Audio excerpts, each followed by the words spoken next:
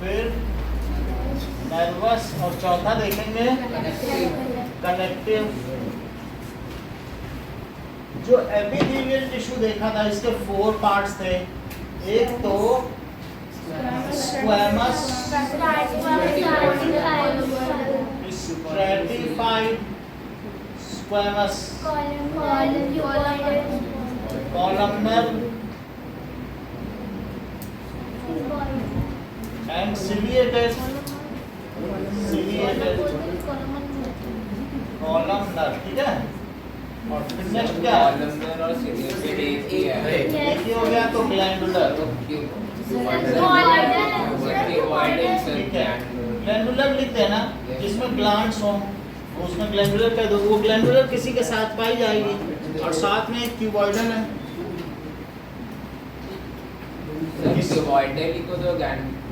Glands अगर होंगी, जैसे किडनी है जिसमें ग्लैंड्स ऐसी बनी होंगी, तो जिसमें से क्या है कि कुछ जूस रहे किसी सेल में, तो उसको क्या कहेंगे? ग्लैंडुलर। और बाकी क्यूबॉइडल भी रहे साथ में तो चलने दो। ये समझ में आई बात?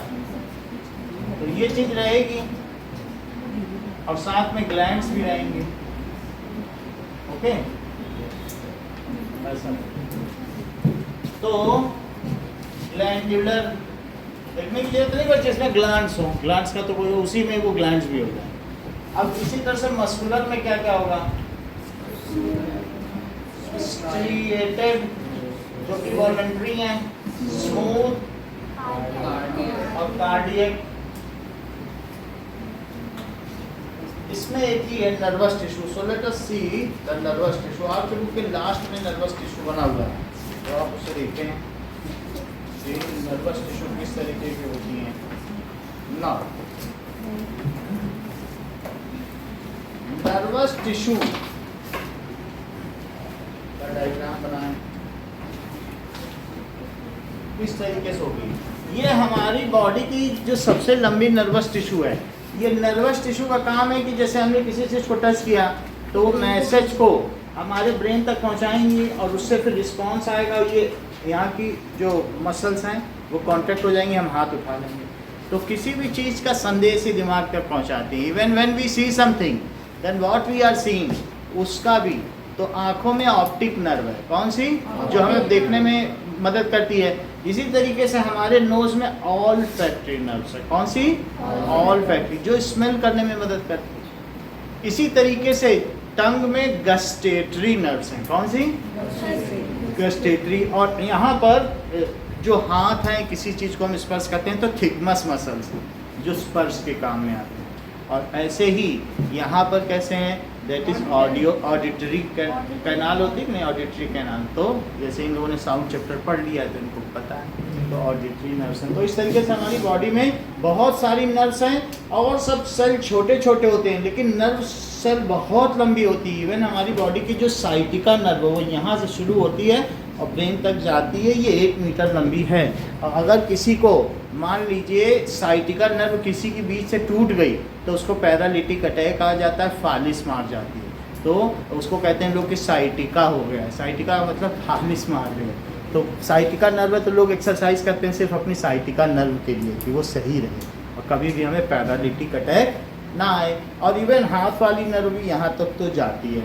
तो these are very long nerves, और इनमें इलेक्ट्रिकल इम्पल्स मूव करता है। क्या मूव करता है? Electrical impulse. तो all the messages are transported to या पास्ड टू ब्रेन बाय, जैसे इलेक्ट्रिसिटी होती है ना, समझो थोड़ी सी इलेक्ट्रिसिटी है। नर्वस टिश्यू देखो, नर्वस टिश्यू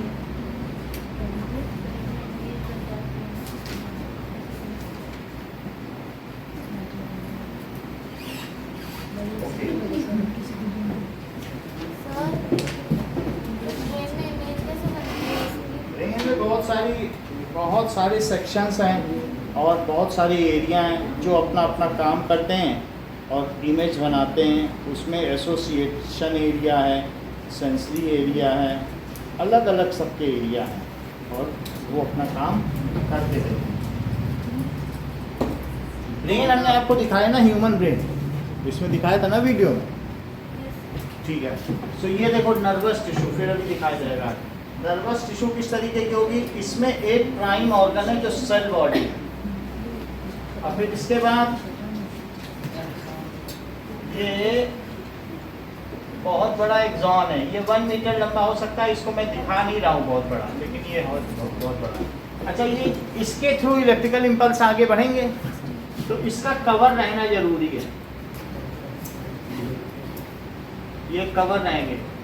ये जो कवर रहेंगे वो किससे कवर रहेंगे, कभी भी तुमने देखा है कि जो कॉपर वायर है उनके ऊपर एक प्लास्टिक का कवर रहता है, ऐसे जैसे तार जा रहे हैं, तो इनके ऊपर भी एक सीट है जिसको माइलिन सीट कहते हैं। क्या कहते हैं, एक्सॉन के ऊपर माइलिन सीट, इसको लिखो,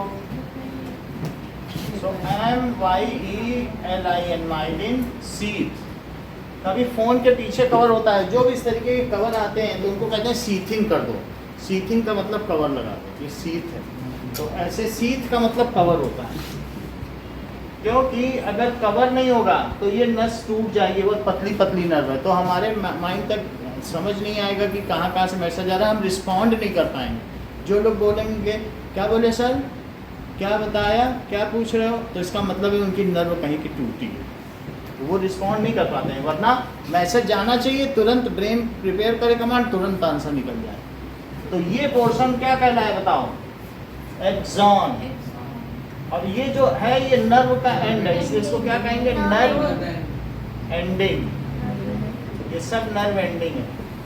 और ये है साइटोन, इसमें एक साइटोप्लाज्म है, और इसमें बहुत सारा ऐसे रूट लाइक स्ट्रक्चर है जिसे डेंड्राइट कहते हैं। तो ये चीज हमारे, ये देखो, ये है डेंड्राइट, डेंड्राइट, और ये क्या है बोलो, न्यूक्लियस, न्यूक्लियस, और ये साइटोप्लाज्म है। ये चीज जो है इसको कहते हैं साइटॉन, ठीक है। तो इसके 3 पार्ट्स हैं, डेंड्राइट, सेल बॉडी और एक्सॉन। अगर आप सेल बॉडी भी लिख दें तो भी चलेगा, इसको क्या कहेंगे, सेल। चलो अब हम लिखते हैं कि नर्व टिश्यू क्या काम करती है और ये मैसेज को कैसे ट्रांसमिट करती है, इसको किसी चित्र के माध्यम से देखा जाए। देखो,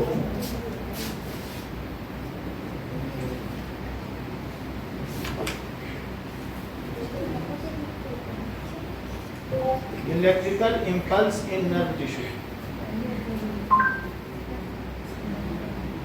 Now let us see how it is.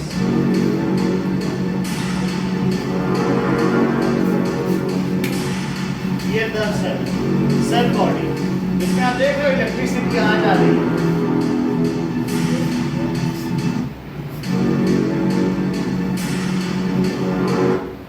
तो इस तरीके से कोई भी जो इलेक्ट्रिकल इम्पल्स है, How does the pain you experience when you burn your hand result so quickly in an receptors and the body responds through motor effector that underlies this action occurs in all neurons of the body.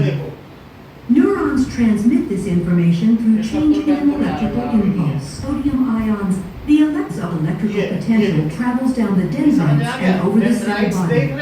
Multiple electrical potentials will combine at the axon hillock in a process called summation.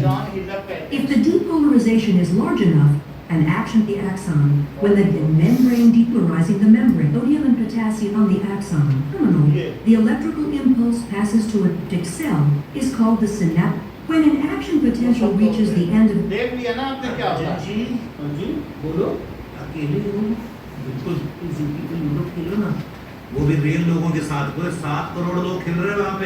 क्या यार Kapil. We'll first examine some basic cellular anatomy of neurons. So far, we haven't made too much of the fact that the majority of neurons are polarized आपने ये देख लिया myelin seat कहाँ है? That is, they ऊपर have एक one coating portion of देख the रहे cell हो? for receiving inputs and myelin another seat portion और सेल for बॉडी है, sending outputs. नर्व एंडिंग, समझना, एक The parts of the cells that are specialized for receiving inputs from other cells are ये called. बात तो समझ में आ गई कि कैसा दिखता है। अब हम करें आगे। थोड़ा ये लग गया नर्व इम्पल्स क्या होती है, एक झटके से करंट देखे थी कि नहीं। सो ना ये जो यहाँ पर है सेल बॉडी, यहाँ डेंड्राइट्स है, और जो पीछे जा रही है वो नर्व एंडिंग, समझ में आ गई, एंड पे है वो nerve ending. So nervous tissue is made of, बताओ सेंटेंस पूरा करो ऐसे। हाँ देखो ये सही बता रहे हैं, nervous tissue is made of nerve cell या neuron. It is longest cell of body, longest cell of body, ये सबसे लॉन्गेस्ट होती है। और लार्जेस्ट सेल कौन सी होती है? Hair cell. हम लोग इवन वैसे मान लो यूनिट वैसे ले लो अर्थ पे, तो शुतुरमुर्ग का अंडा, तो it is the longest cell of body. It transmit signals, ये सिग्नल ट्रांसमिट करती हैं received from external environment up to brain, ठीक है, in form of electrical impulse. It transmits signal,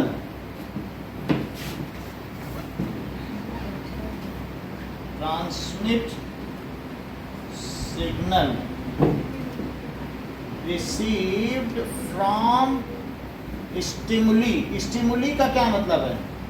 उद्दीपक, जैसे फायर, लाइट, वाटर, केमिकल, ये सब क्या हो गए? इसकी वजह से हमारे अंदर कुछ ना कुछ मूवमेंट होते हैं बॉडी को, तो हम उसकी ओर जाएंगे, उससे दूर जाएंगे। प्लांट्स भी रिस्पॉन्ड करते हैं। स्टिमुली का मतलब है कि those objects present in nature to which we response is called stimuli. हम जिसके बारे में रिस्पॉन्स करें उन्हें क्या कहेंगे? स्टिमुली। तो उससे अगर हमने आग को टच किया तो क्या हमारे अंदर एक झटका पैदा होगा, और वो उसकी वही इलेक्ट्रिकल इम्पल्स पैदा कर देगा, और वो ब्रेन तक जाएगा। ब्रेन डिटेक्ट कर लेगा, आ जाओ, ब्रेन डिटेक्ट कर लेगा कि ये एक तरीके का फायर है कि कोल्ड है। समझ में आ गई बात की नहीं? तो इट रिसीव सिग्नल, ये क्या करती है? Transmit message received from this to brain. यहाँ से मैसेज लिया और कहाँ पहुँचाया? To brain. और किस फॉर्म में दिव्या? इन फॉर्म ऑफ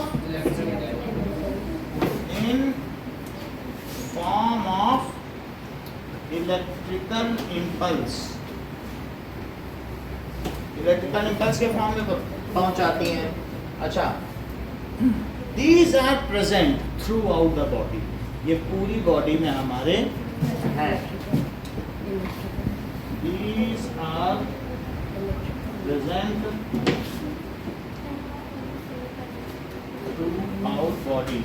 ये हमें बैलेंसिंग, कैच लेने, picking up pencil, walking, cycling, इन सब में मदद करती हैं और हमारी बॉडी का फुल कंट्रोल करती हैं। इस चीज़ को कहते हैं सेंट्रल नर्वस सिस्टम, केंद्रीय तंत्रिका तंत्र। क्या कहते हैं?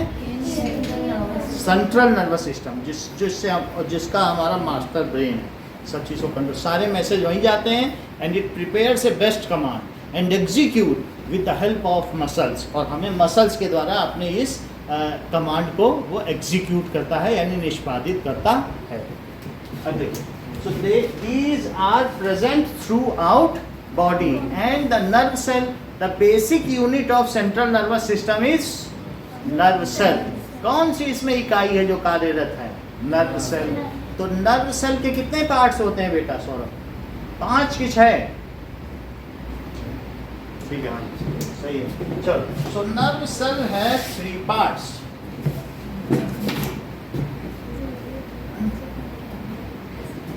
Now, its basic unit is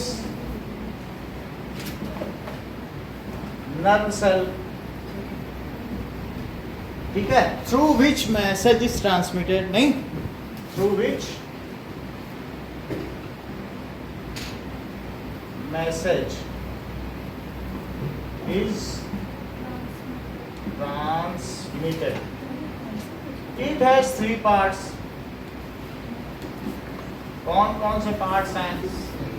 That is book में देखो जो लिखा हुआ है लिख दो. So cyton, dendron and axon.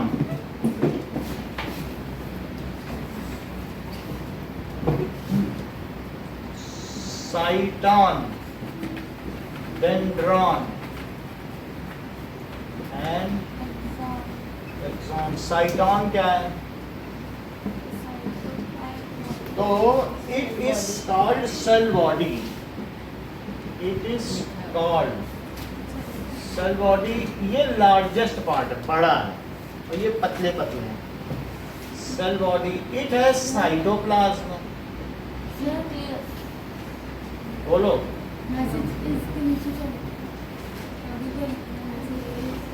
Is transmitted through which इसके द्वारा जो मैसेज का संचार होता है. और इसके 3 पार्ट्स हैं. साइटॉन. साइटॉन किसे कहा गया? यही है साइटॉन. देखो साइटॉन. तो सेल बॉडी इसमें cytoplasm and one centrally located nucleus and one centrally located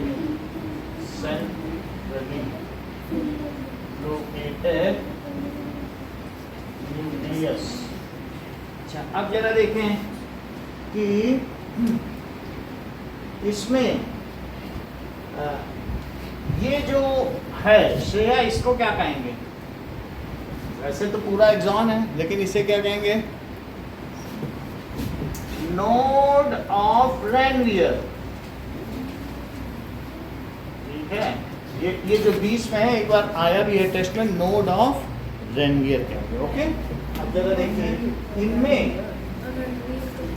बिल्कुल सही है. दैट इज साइटॉन आपने देख लिया, और इसमें कई ऐसे डॉट्स होंगे. इसका फिगर आप लोग समझ लें, आया हुआ लेवल्ड डायग्राम को, इसको कहेंगे मिसिल्स ग्रेन्यूल, जो स्टेन्ड पार्ट है. ठीक है, मिसिल्स ग्रेन्यूल है, ये सेल बॉडी है, ये डेंड्राइट है, ये माइलिन शीथ है. माइलिन शीथ का कवर है, क्या है ये? कवर. और नोड ऑफ रेनवियर. नोड वो होता है जहाँ कुछ ना हो, और वो रेनवियर का कवर है. सो ओके, अब देखिए, तो सेंट्रली लोकेटेड न्यूक्लियस है, जो राइबोसोमी है. अगर आप वहाँ अगर मिसिल्स ग्रेन्यूल किसी को नहीं पता चल पाता है, तो राइबोसोम लिखने से भी उसको कुछ नंबर मिल जाएंगे. जो खाली चीज़ है उसे नोड कहते हैं. तो प्लांट्स में भी नोड होता है ना, नई ब्रांचेस जहाँ से निकलती हैं. ये गन्ने में भी नोड देखें, तो आप नोड भी लिख लोगे तो कुछ नंबर तो मिल ही जाएंगे. ऐसे ही इसको राइबोसोम भी लिख सकते हैं. ना याद रहे मिसिल्स ग्रेन्यूल, तो क्या लिख दोगे? राइबोसोम. तो शायद कुछ आधा नंबर मिल जाए. अब देखो डेंड्रॉन क्या करते हैं, बताओ अमन. सिग्नल्स लेते हैं. हाँ बिल्कुल सही है. That is dendrite. So it is root like structure. Root like structure coming out from, बोलो. Cell bodies. हाँ, coming out from cell body. It receives the signal from stimuli. ये क्या करते हैं? And convert it into electrical impulse. उससे लेंगे signal और receive the signal. पूछो Kanishka Chauhan. From cell body. Cell body से सिग्नल लेंगे and convert it into electrical impulse. अच्छा, अब तीसरी चीज एक्सॉन.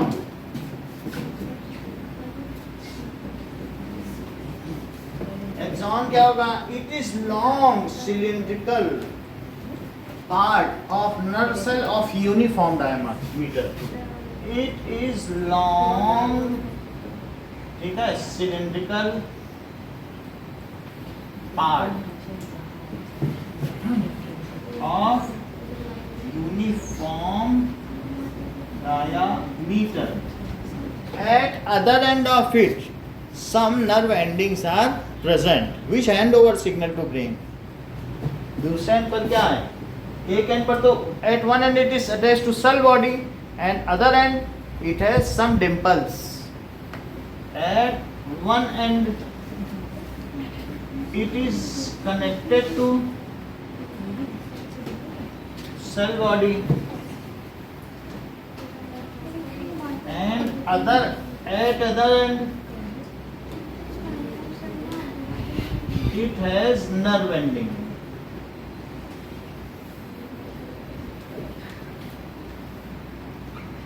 ठीक है, signal moves through this long part. Signal इसी के द्वारा ही तो जो सूचनाएं बढ़ेगी कि नहीं. सिग्नल या संदेश, signal moves through this long part and handed over at to brain at nerve ending. और कहाँ हैंड ओवर होगा? And handed over to brain. और ब्रेन उस सिस्टम को एनालॉग करेगा, उसको प्रोसेस करेगा. सीपीयू होती है जैसे सेंट्रल प्रोसेसिंग यूनिट, जैसे ब्रेन में भी है, वहाँ प्रोसेसिंग होगी और फिर वो क्या करेगा?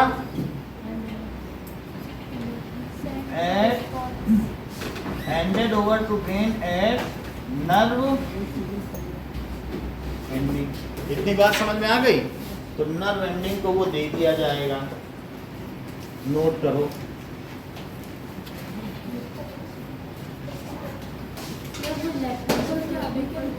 क्या? इम्पल्स. इलेक्ट्रिकल इम्पल्स के फॉर्म में सूचनाएं प्रेषित की जाती हैं. नाउ ये देखो, पूरी बॉडी में जो नर्व्स हैं वो इनसे, स्पाइनल कॉर्ड में ये जो हिस्से, इनसे नर्व्स जाएंगे और यहाँ से निकल जाएंगे. ये वर्टिब्रल कॉलम है, तो ये स्पाइन है पीछे, इसी में से नर्व जाएंगे, यहाँ से निकलेंगे तार. जैसे बहुत सारा एक मोटा तार नहीं होता, बाहर निकल जाता है घर के, तो अलग अलग से जाएंगे. फिर यहाँ है, और इसके बाद क्या होगा? यहाँ से क्या निकलेंगी? ये ब्रेन है, ये देखो.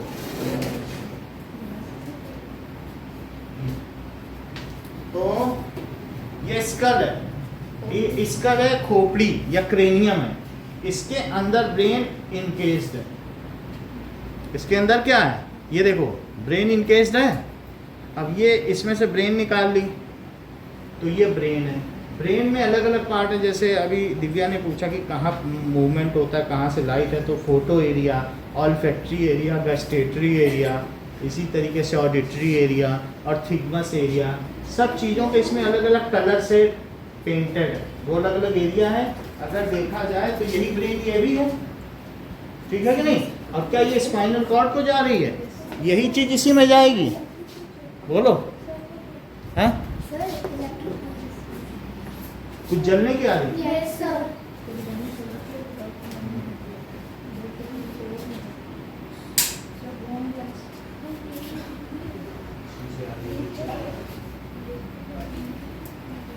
नीचे से तो नहीं आ रही.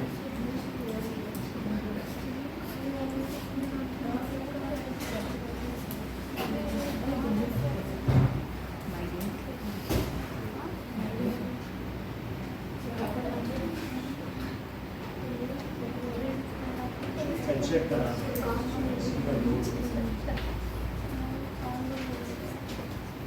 इतनी बात आपको समझ में आ गई? तो फैन ही चला लो थोड़ी देर.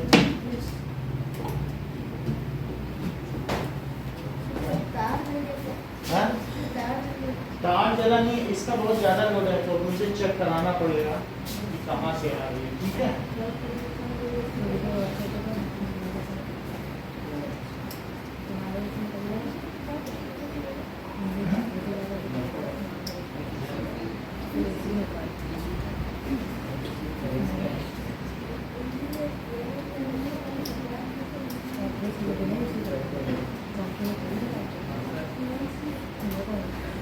चलो नाउ साइटोन के बारे में थोड़ा बताओ। Cytosol is the cell body. It has cytoplasm and nucleus. It has रुक जाओ। nucleus is centrally located and it has ribosomes. Ribosome का दूसरा नाम क्या है? नेसिल्स ग्रैन्यूल। ठीक है। अच्छा ये बताओ जो नर्व सेल हैं उनके कोई 6 पार्ट के नाम बताओ। Dendrite, axon, nerve ending, cytoplasm, nucleus,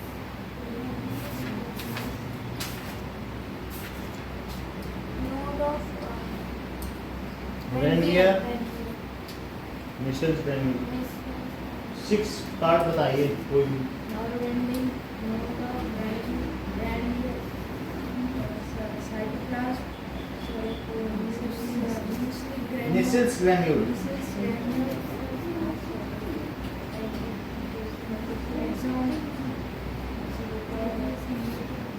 myelin sheath. Nerve cell के 8 पार्ट के नाम बताओ। इधर मत देखना। चलो ओके नर्व सेल के कनिष्का 8 पार्ट के नाम बताओ।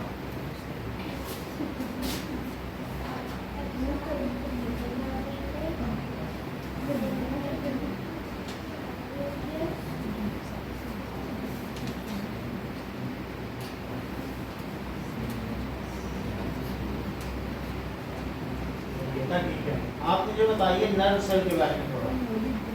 Nerve cells are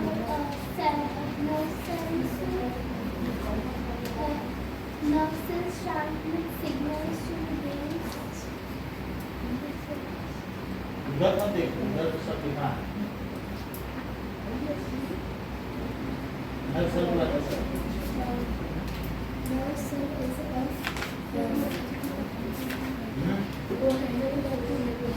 नेसिल्स ग्रैन्यूल कहाँ पे बोलो? and handed over to brain at nerve ending. Nerve cell have 6 parts. Nucleus, part नहीं पूछना नर्व सेल के बारे में। सुहाना नर्व सेल के बारे में बताओ।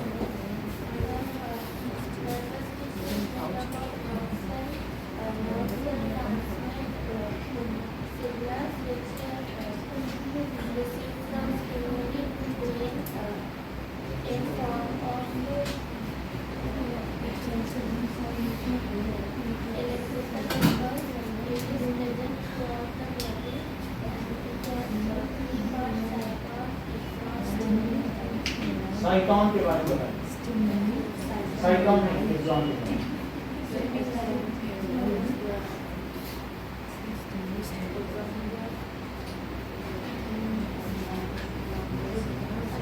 Main long cylindrical part of important.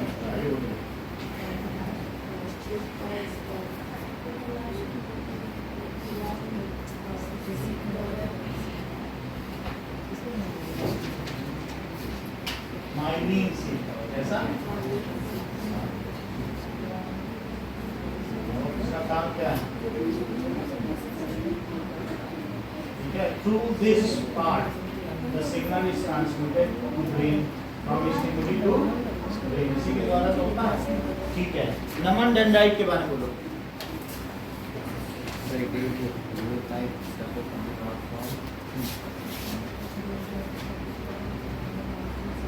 Coming out from के आगे नहीं मालूम है, चित्र से नहीं पता चलता है।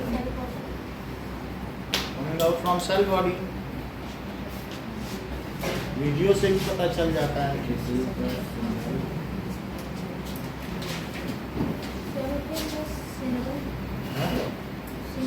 सिग्नल होगा, सिंगल नहीं होगा, सिग्नल अभी ठीक करेगा। बोलो बोलो। It is a root-like structure coming out from the cell body. It receives the signals and converts it into electrical impulse and sends it to brain. And brain interprets it and epithelial tissue के 4 part बताओ। striated stratified squamous, उधर मत देखो, उधर नहीं देखा करो। stratified squamous, squamous, cuboidal, connected, गलत बता रही हूँ, बोलो अभी तीसरे टिश्यू के साथ। ciliated, squamous, stratified squamous, muscular tissue के scattered, स्ट्रिएटेड। created, smooth और cardiac. ठीक है, अब हम देखेंगे कनेक्टिव टिश्यू के कुछ पार्ट। हाँ, कनेक्टिव टिश्यू के 5 पार्ट है और हर एक के 2-2 हैं।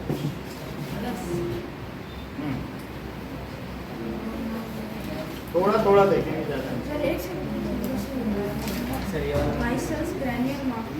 मिसिल्स ग्रैन्यूल, माइसल्स नहीं, और सिग्नल लिखो, दैट इज सिंगल लिख दिया।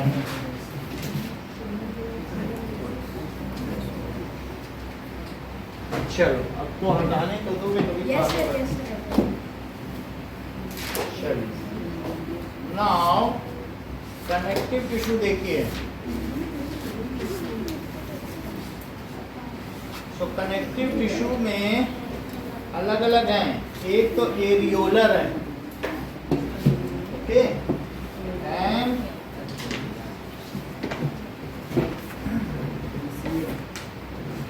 कनेक्ट करते हैं बॉडी को, जैसे ब्लड हो गया, ये सब इसी तरीके से। तो इसके कई पार्ट हैं, एक एरियोलर, एक है adipose, and one is skeletal, और चौथा है फ्लूइड। तो एरियोलर का मतलब ऐसे टिश्यू जो कि हमारी बॉडी में नेटवर्क ऑफ कोलेजन प्रोटीन होता है, यानी बहुत सारा जो तार जैसा नहीं होता, एक network. So it is a network of fibrous protein. कैसा प्रोटीन? फाइब्रस प्रोटीन होता है। और फाइब्रस प्रोटीन जैसे आप ये देखो कि जो मसल्स हैं, ये मसल को बोन से जोड़ता है। तो मसल को अगर बोन से जोड़ेगा तो वो मसल्स बोन में अटैच है, तो किसके द्वारा अटैच है? टेंडन। और बोन से अटैच है, जैसे ये देखो, ये बोन इससे अटैच है या यहाँ अटैच है, वो किससे अटैच है? लिगामेंट। तो इसलिए एरियोलर के 2 पार्ट हैं, नोएल टेंडन क्या करता है और लिगामेंट क्या करता है? tendon joins muscles to the bone. हाँ रुक जाओ, लिगामेंट क्या करता है बेटा सौरभ? देखें सुनने में कितना फर्क है, 2 लोगों की सुनने की क्षमता। बोलो लिगामेंट। मसल्स और हड्डी से चल गुजर, आप बोलो।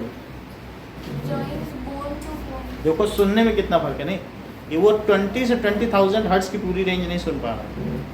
That is muscles to bone को जोड़ता है। जो लोग क्या है कि लेग पीस खाते हैं तो मुंह से खींचते हैं, तो इसका मतलब वो टेंडन को तोड़ रहे हैं। और जो 2 लेग पीस को तोड़ दें तो आपस में इसका क्या मतलब है? वो लिगामेंट को तोड़ रहे हैं। अच्छा, इसी तरीके से एडिपोज टिश्यू, हमारी स्किन के नीचे फैट सेल की लेयर है। फैट क्या करता है?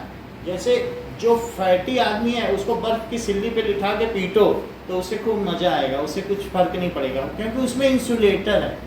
ठंडी उसी को लगेगी जो हल्का फुल्का आदमी होगा, जिस पे फैट नहीं होगा। और जो मोटा आदमी होगा ना, उसको फैट का इंसुलेटर है, उसको थर्मल इंसुलेटर कहते हैं। तो फैट हमारी बॉडी को क्या करता है? एक्सटर्नल एनवायरनमेंट से वो इंसुलेट करता है। और कई बार इन एडिपोज टिश्यू से क्या होगा? ऑयल भी निकलेगा, मुंह से कभी कभी ऑयल निकलता है।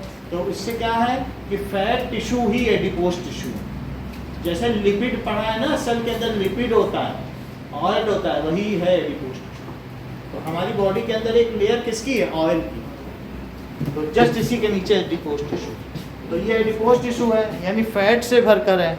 अच्छा, स्केलेटल का क्या मतलब है? जो हमारी बॉडी में स्केलेटन बना दे। तो स्केलेटल का मतलब पूरी बॉडी खुद ही एक स्केलेटन है। ये सारे अगर आप स्केलेटल देखो तो इससे क्या पता चल रहा है कि ऐसा है। तो ये खुद भी एक टिश्यू है क्या? Skeletal tissue. तो ये पूरा बॉडी का स्केलेटन है एंड ऑस्ट्रियो सेल से बना है, ठीक है। या ऐसा भी तुम्हारे पास स्केलेटल है जो हिलता डुलता है,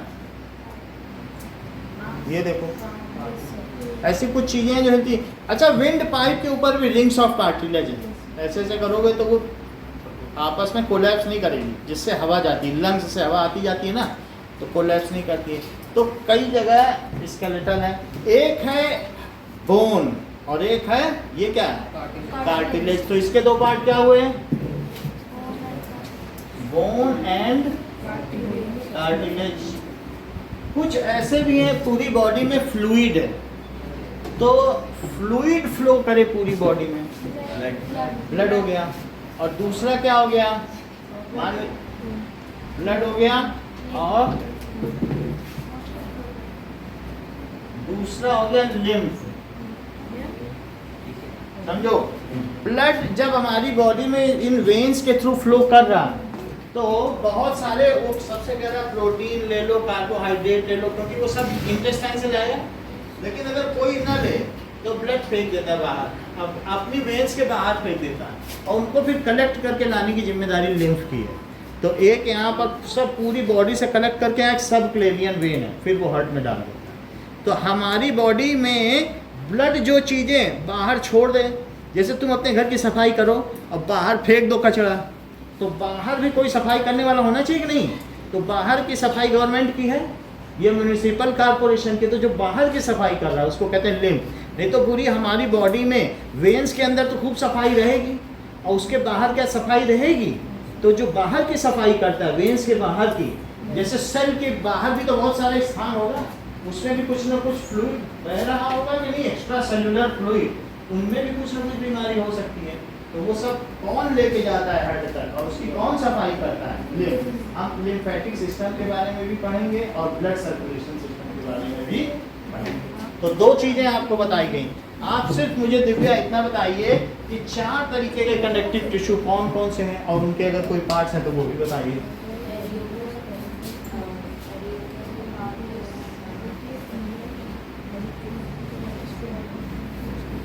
एरियोलर के 2 पार्ट बताओ। एरियोलर का काम क्या है बताइए।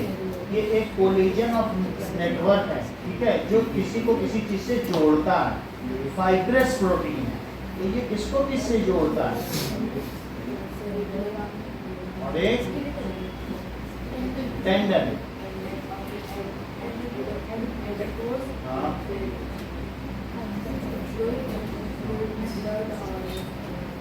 लिम्फ, और एक स्केलेटन। कौन कौन से स्केलेटन है हमारी बॉडी में, कार्टिलेज, बोन। एक बार और बताओ, सभी तरीके के कनेक्टिव टिश्यू के बारे में बताओ। स्केलेटन के क्या पार्ट्स हैं,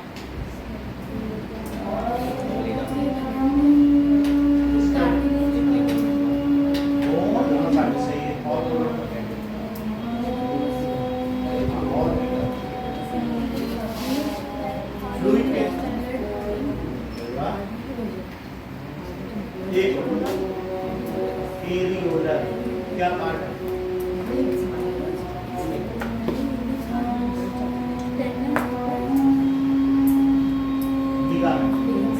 आपको ये चार्ट बना के दिखा।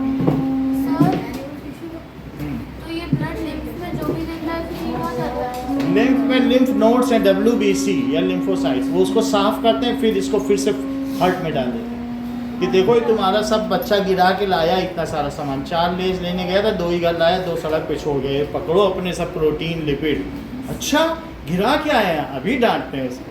लिम्फ और WBC एक ही बात है? हाँ, WBC या लिम्फ एक ही बात है, ये है लिम्फोसाइट्स में WBC। ये RBC है, ये RBC है, और वो क्या है, न्यूक्लियस उसी के अंदर है ना। ये चीज है WBC। फिर हार्ट वापस उसको ब्लड में भेजता है। हाँ? फिर हार्ट फिर उसे रोटेशन में ले लेता है, साफ सफाई करके ले लेता है। Now we will make flow chart of this and then connective tissue को कंप्लीट करेंगे आज। चलो सबके नाम लिखो। थोड़ा ध्यान दे देना, एक ही दो जगह गड़बड़ होगा, बाकी आप तो कर लोगे। थोड़े ध्यान से करोगे तो सबका सही होगा। कपड़ा का कुछ नहीं लिखना है, बस यही आपको बनाना है। So make flow chart of animal tissue.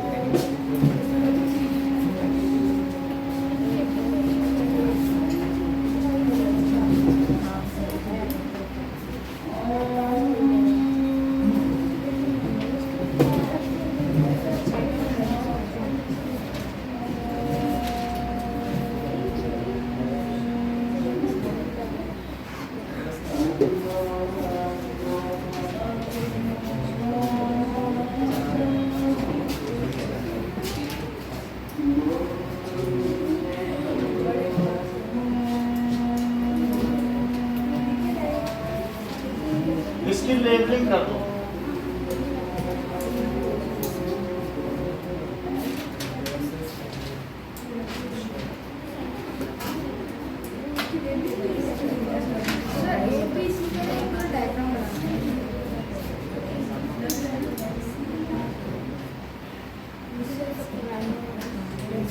ऐसे ही बना दो, ये आएगा A B C, ठीक है, D E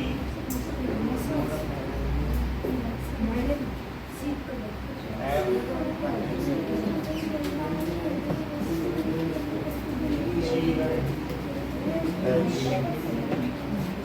चलो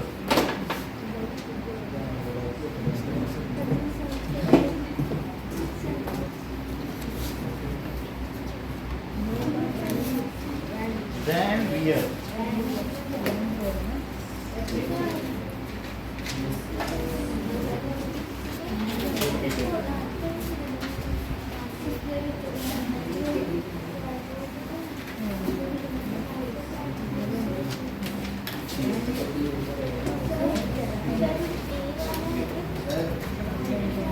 साइटोप्लाज्म और वो जो राइबोसोम है वो डॉट पे, that is Nissl's granule. Sir B नहीं है, क्या ऑप्शन बी नहीं। बी है ही नहीं? बी को निकालो, ये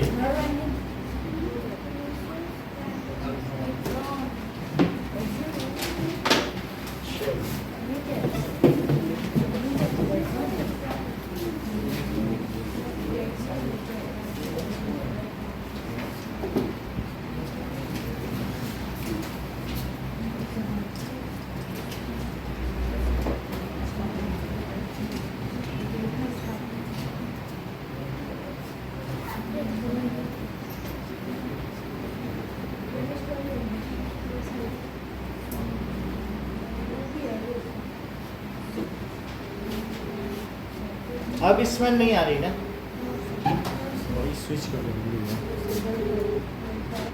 ला।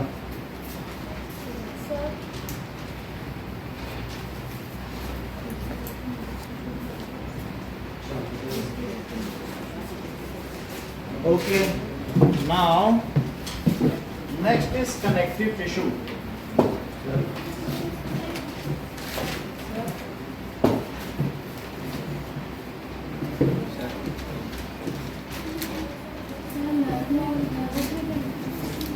कुछ नहीं लिखना, बस नाम लिखना। चलो,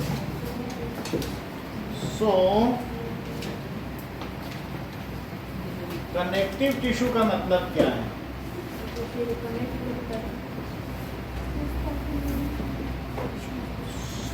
connective tissue connect and anchor various parts of body. जो पार्ट बॉडी का जहां है उसको वहीं बनाए रखना। मसल्स हैं सारी, उसको क्या वो बोन से एंकर करके रखता है, जोड़ के रखता है। अगर मसल्स ही एंकर नहीं रहे तो सब चीज़ नीचे ना आ जाए। तो इस तरीके से ये एंकर, जैसे तुम्हें मालूम है नाव में एक एंकर होता है, बहुत कई टन का लोहे का होता है ऐसा, उसको जमीन में डाल देंगे तो धंसता चला जाता है। फिर तुम चाहे कितने भी समुद्र में हो, तुम्हें अगर वहीं अपना नाव रोकना है या स्टीमर, वो बहुत लंबी रस्सी होगी, बस वो निकालेगा कि अब अपने अपने आप नीचे जाके घुस जाएगा, फिर कई लोग वापस खींचेंगे। समझ में आई कि नहीं? तब स्टीमर चलेगा। तो उसको कहते हैं कि भाई नाव का लंगर डाल दिया। और लंगर का मतलब खूंटा। कुछ लोग कहते हैं यहीं लंगर डालो, आज यहीं अपना खूंटा गाड़ो, आज गुरुद्वारे में लंगर है। तो उसका ही दूसरा नाम है, अपना खूंटा गाड़ दोगे। तो अब कनेक्टिव टिश्यू का क्या मतलब है? It anchors various parts of body in its place. Anchoring का क्या मतलब है? ये it anchors various parts of body in its place.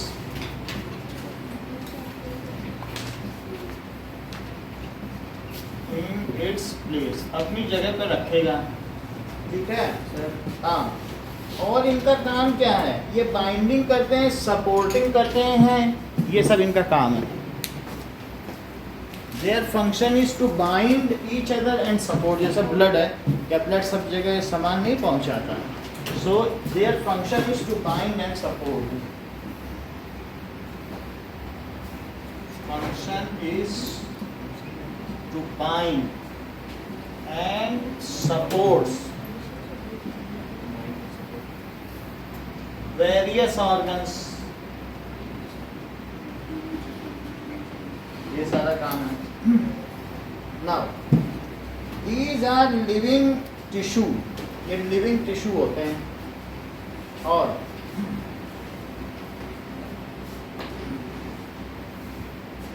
अब जरा देखें, इनके कई पार्ट्स हैं। Its various parts are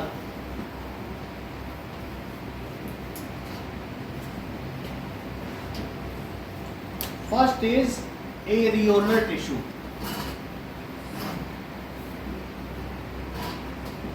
areolar tissue का क्या मतलब है? दैट इज, ये दो तरीके के हैं। So it has a matrix.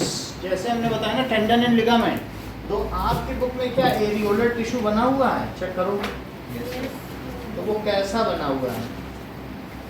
सो सबसे पहला ए पार्ट देखो, क्या एरियोलर टिश्यू बना है? तो ज़्यादा आपको करने की ज़रूरत नहीं है, बट ये एक तरीके की मैट्रिक्स है। उसमें कई तरीके के सेल होंगे, ठीक है? ऐसे और भी कई तरीके से ऐसे आ रहा होगा। ये मैट्रिक्स है। ओके ना, ज़्यादा वो नहीं है कि बुक का ही डायग्राम बनाना है। इसमें मास्ट सेल होगी और इसी तरीके से collagen, yellow collagen fibre and white collagen fibre होंगे। क्या क्या चीज़ें हो सकती हैं? येलो कोलेजन फाइबर, और दूसरा क्या होगा? वाइट कोलेजन फाइबर, और एक होगी मास्ट सेल। ठीक है? अब हम इनका मतलब समझें कि येलो में वाइट कोलेजन फाइबर लिखो, येलो में इलास्टिक फाइबर, दो तरीके। येलो में क्या लिखो? Elastic fibre. कभी कभी सर तुम्हारे ऐसा कहते हैं कि तुम्हारे कान खींचेंगे, तो इसका मतलब है कान इलास्टिक होता होगा जब तो खींचा जा सकता है। तो इसका मतलब है कि हमें कुछ ऐसी चीज़ें होंगी जो हमारे यहाँ पर बोन से बोन कनेक्ट है। क्या वो इलास्टिक होगा कि नॉन इलास्टिक? वास्तव में इलास्टिक होगा। यानी जैसे तुमने बाल्टी उठाई तो खींच गया, और फिर जब तुमने बाल्टी रख दी पानी से भरी तो वापस आ गया। जबकि बोन वाले में बोन है, ये मसल बोन में है, तुमने खींच लिया एक बार, तो क्या वो मसल अटैच हो जाएगी कि टूट जाती है? जिसने लेग पीस खाई वो खींच लिया मुंह से, तो वो इलास्टिक नहीं कि दूर हट के फिर आ जाए, वो एक बार टूट गई तो टूट गई। तो अब इसमें दो पार्ट हैं, एक तो येलो इलास्टिक है और दूसरा क्या है? वाइट कोलेजन है। कोलेजन फाइबर भी प्रोटीन है, और इलास्टिक तो तुमने ऐसे देखा ना, ऐसे होके ऐसे हो जाता। ठीक है? सो इट एंकर्स, या ये क्या करता है कि maintains various parts of body. Maintains लिख लो, अपनी जगह पर रखता है। सिक्योर्स लिख लो, जो आपको ज़्यादा आसान लगे, एक अच्छा वर्ड लिख लो। अच्छा, अब जरा देखिए कि It has various types of fibers and various types of cells. Areolar tissue में क्या होता है? It is network of, जाल है, various types of fibrous protein. Fibrous protein. Protein में कौन कौन से? Yellow elastic and white collagen. White collagen fibre, white fibre and various types of network है, and various types of cells. और उसमें बहुत सारी सेल्स ही होंगी, जैसे कि मास्ट सेल, फाइब्रोब्लास्ट, ऐसा सब कुछ बना हुआ होगा. तो आप इसमें देख लो, मास्ट सेल, ज़्यादा लिखने की जरूरत नहीं है. मास्ट सेल कुछ आएगा नहीं. अब ये दो तरीके की हैं. जो चीज़ अब है, इसके दोनों टाइप्स आते हैं, tendons and ligaments. It is of two types. Two types. कौन कौन से टाइप्स है बताओ? Tendon and ligament. ये इंपॉर्टेंट है, इन दोनों में अंतर. Support various organs. ये अलग अलग ऑर्गन्स को अपनी जगह पे रखेगा, ठीक है. और इसके वेरियस पार्ट्स कौन कौन से हो सकते हैं? Connective tissue. पहला एरियोलर टिश्यू बताना है. एरियोलर के भी दो पार्ट कौन कौन से हैं? Tendon. It is made of white inelastic collagen fibre. ये किसका बना है? It is made of white collagen fibre, जो कि कैसा है? Which is in elastic. और ये किसका बना हुआ है? It is made of yellow. वो खुद उसमें येलो में इलास्टिक खुद ही आ गया है, इलास्टिक फाइबर. तो पहला पॉइंट हो गया. ये ज्वाइन करता है मसल्स को. नमन किससे ज्वाइन करता है? It joins muscles to bone. और जबकि लिगामेंट क्या करता है? बोलो. अभी शीशा टूट जाता, नीचे चला जाता, तुमने बचा लिया. सो इट जॉइंस, मारने वाला ही बचाने वाला. It joins bone to bone. कभी कभी लिगामेंट टूट जाता है ना, तो फिर तब भी वहाँ कुछ ना कुछ प्लास्टर लगाना पड़ता है, कुछ बांधना पड़ता है. और कहा जाता है इस पर प्रेशर नहीं देना, नहीं तो जुड़ेगा नहीं. 2-3 महीने लग जाते हैं लिगामेंट के भी. बोन टू बोन को जोड़ता है. अब जरा देखो, इतना ही इसका डिफरेंस है. किसका बना है? ये इनइलास्टिक है, ये इलास्टिक है, ठीक है. नेक्स्ट पॉइंट देखिए, एडिपोज टिश्यू क्या होती है?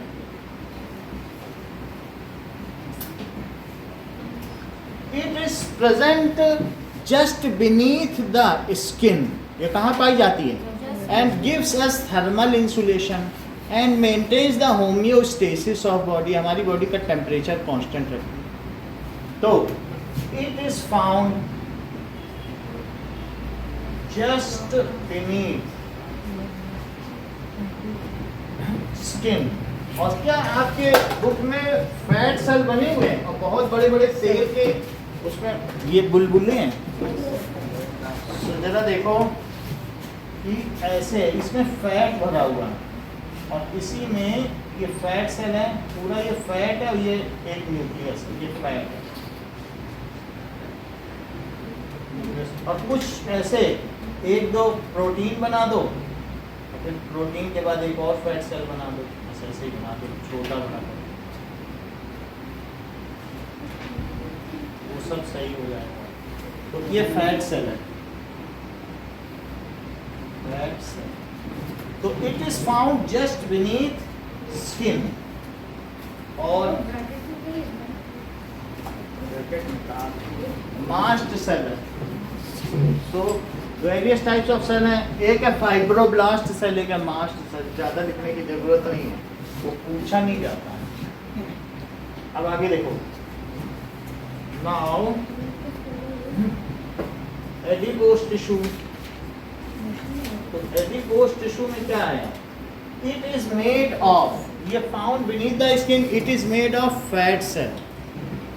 It is made of fat cell. अगली लाइन बोलो नोएल, वो पहले बोल देती है। It gives thermal insulation to body and maintains our constant body temperature and और इस वजह से हम लोग क्या कहलाते हैं? वार्म ब्लडेड की cold blooded? and it maintains constant body temperature।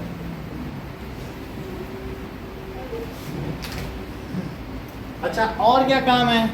It also act as fat reservoir. कभी मान लो कि तुम भूकंप में दबे रह गए, तो यही जो फैट है यही तुम्हें जिंदा रखेगा, ये तुमको एनर्जी देता रहेगा।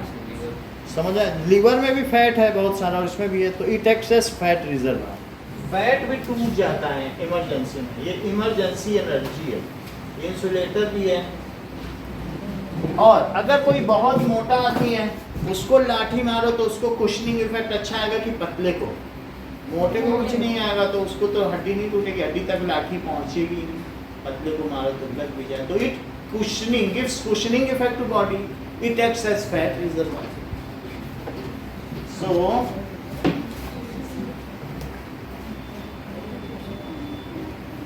ये क्या करेगा?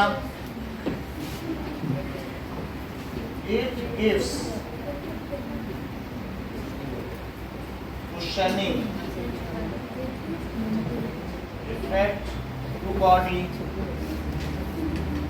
and acts as fat reservoir। वही फैट काम आ जाएगा।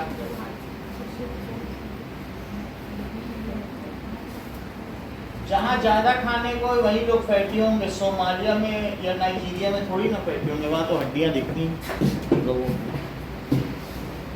ओबेसिटी के केस जो है 80% अमेरिकन ओबेसिटी से पीड़ित है, क्योंकि वो रोज बर्गर खाते। अब जरा देखो, तीसरी चीज है मतलब बर्गर का पेड़। अब देखिए, now third one is skeletal cell. C क्या है? स्केलेटल। तो स्केलेटल सेल क्या है?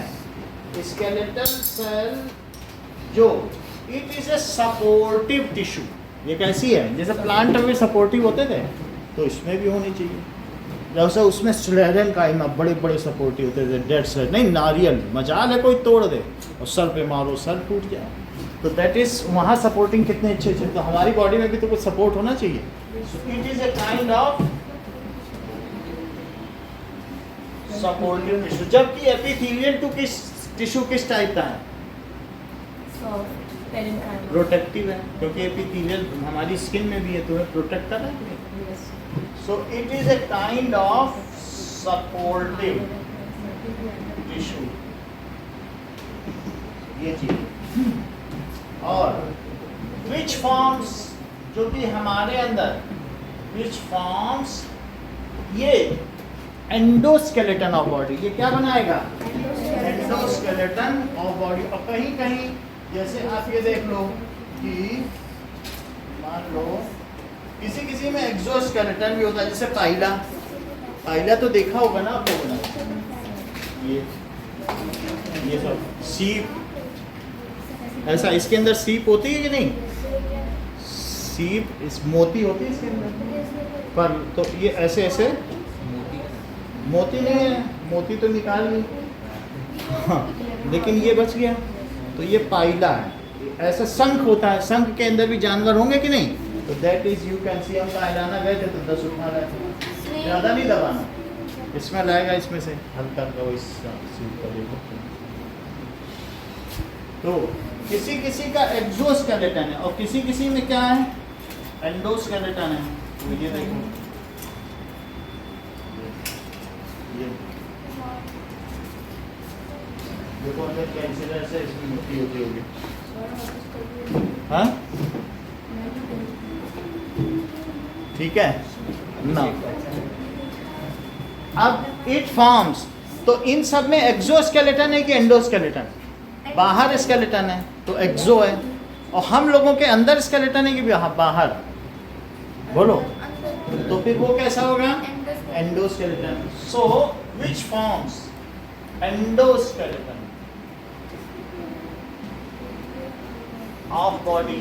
तो हमारे अंदर अभी तुमको एक स्पाइनल कॉर्ड दिखाई दी, क्या वो एक एंडोस्केलेटन है? और दूसरी कौन सी दिखाई? ब्रेन, स्पाइनल कॉर्ड, बोन, हाथ पैर की 206 हड्डियां हैं व्यक्तियों में, तो वो सब एंडोस्केलेटन है कि नहीं? हाँ? घोंगा ये सब इनमें क्या यही है, बस बाहर कैल्शियम जम गया, उधर पाइप यूनियन नहीं दिख रहा भाई, उसको खोलेंगे तो मोती निकलेगा। मोती जैसा चमक भी रहा है नहीं थोड़ा थोड़ा। सो अब देखिए, मतलब ये तो इनकी कैल्शियम की बॉडी कितनी चमकती रहती है ना, अलग अलग है। सिंगल पीस में देखो कैसा लेयर है, ऐसा लग रहा है जैसे सच की मोती है।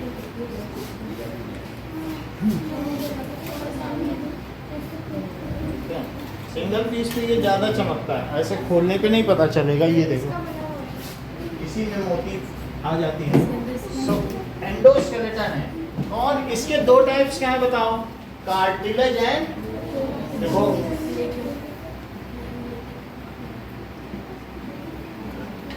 चलो इनके इजिफ डायग्राम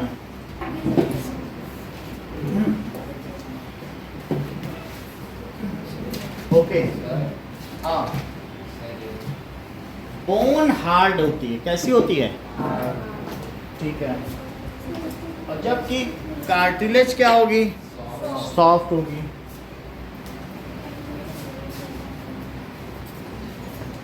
चलो बोन के बारे में लिखो कि बोन किस तरीके की होगी, पहले बोन बना के देखिए। आपकी बुक में ऑस्टियो सेल है, तो ये बोन का सेल है, ऐसे बनाओ, ऐसे बनाओ, और फिर इस पे यहाँ क्रॉस, यहाँ क्रॉस, यहाँ क्रॉस, ये बोन सेल है।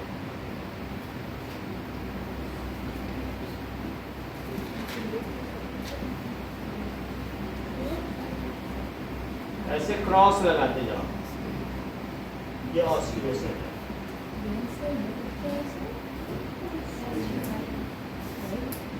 ये देखो सर, बोन से लाइव होती है कि डेड होती है? लाइव, ये देखो बोन से दिख रहा है।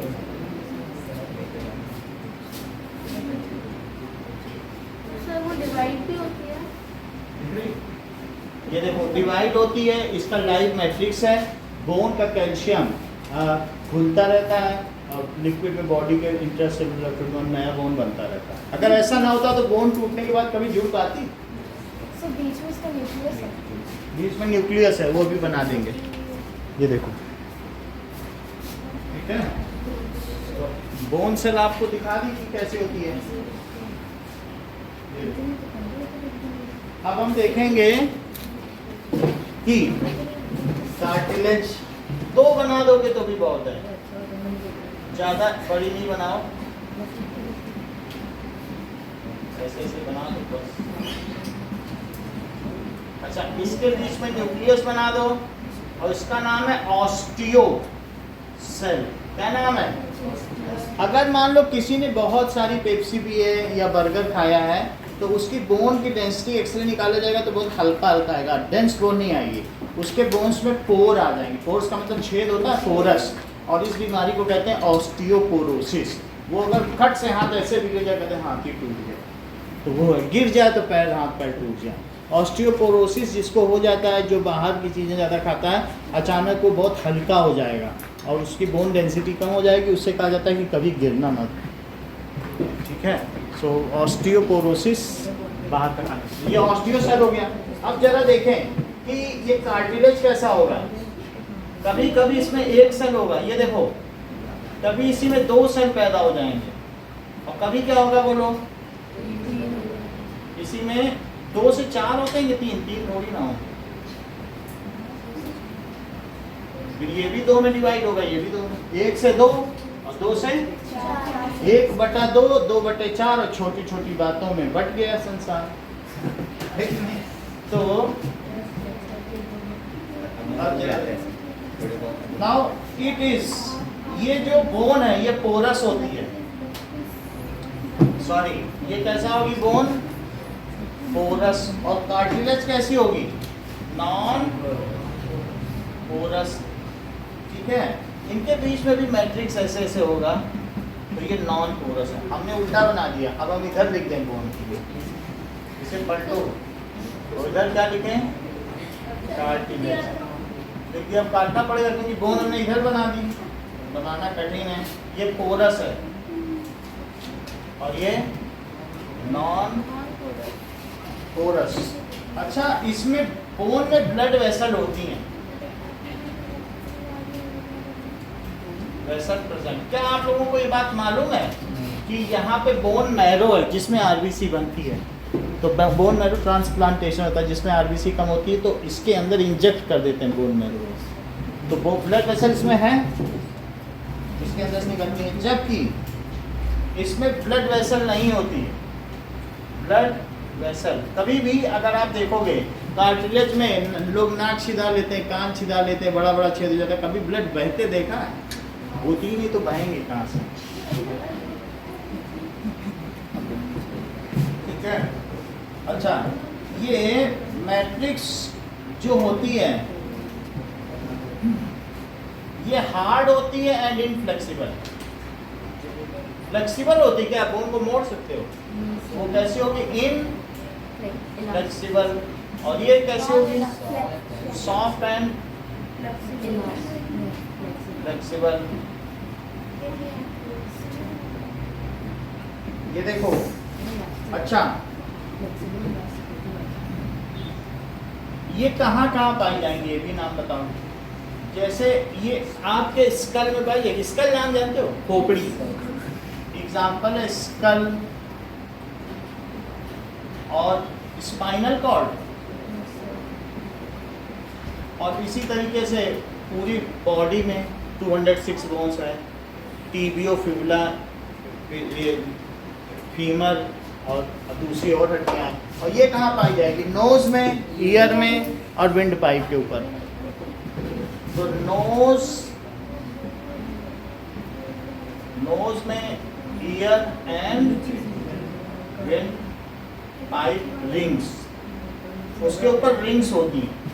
तो वो रिंग्स क्या होती हैं, रिंग्स ऑफ कार्टिलेज, वो उसको होल्ड करके रखती है। ये है wind pipe rings, wind pipe. समझ में आ गई बात, इतना ही रखो। अब एक कनेक्टिव टिश्यू और बचा है इसमें।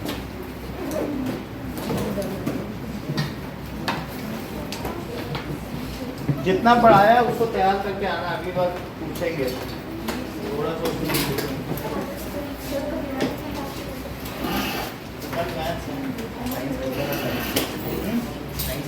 साइंस रख दें, मैथ्स, ठीक है।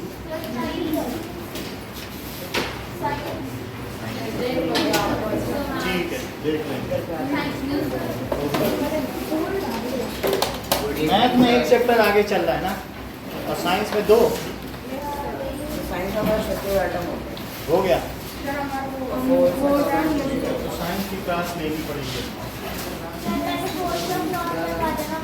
वही पहले करना।